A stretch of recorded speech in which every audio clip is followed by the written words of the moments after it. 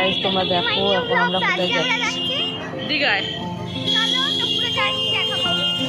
এবার বাসে ওঠার জন্যে দাঁড়িয়েছিলাম, বাসে উঠে গেছি, ধর্মতলার বাস। তারপরে ওখান থেকে ধর্মতলায় নেবে আমরা ওখান থেকে বাস ধরবো। দেখো তোমরা খেলা ছিল, সবাই খেলার জন্য সব মানে খেলা ছিল বলে সবাই দেখতে যাচ্ছিল।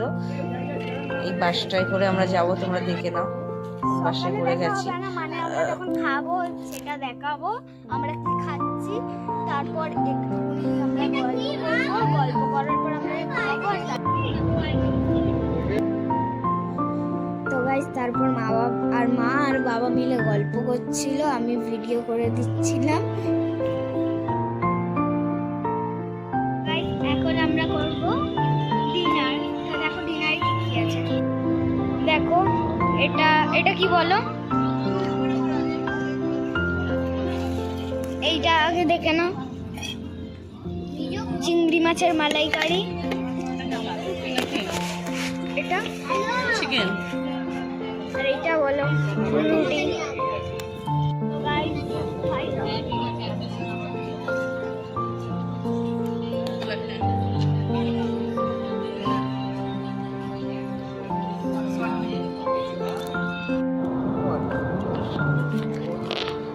লাস্ট কোলাঘাটে দাঁড়াবে। দেখো তোমরা কোলাঘাটে ঢুকে গেছে। তারপরে আমার মেয়ে বলবে এবারে কিছু খাবো, তাই কিছু কিনে দিতে হবে ওদেরকে।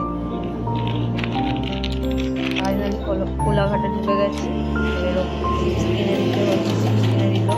তারপরে আমরা বসেছিলাম। দেখো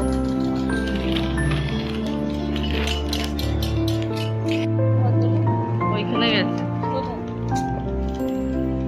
বমি করতে গেছে।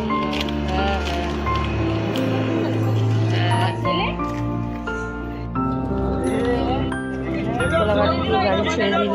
ফাইনালি সকালবেলায় তোমাদের সাথে দেখা হবে দীঘায় পৌঁছিয়ে।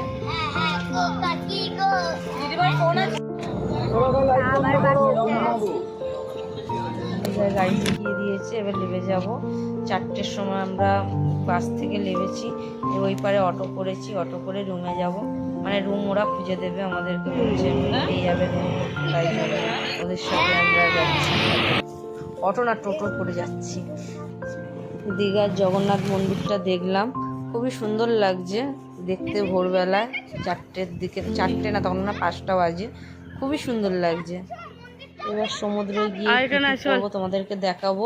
ভিডিওটা ভালো লাগলে একটা লাইক একটা সাবস্ক্রাইব করে দিও প্লিজ।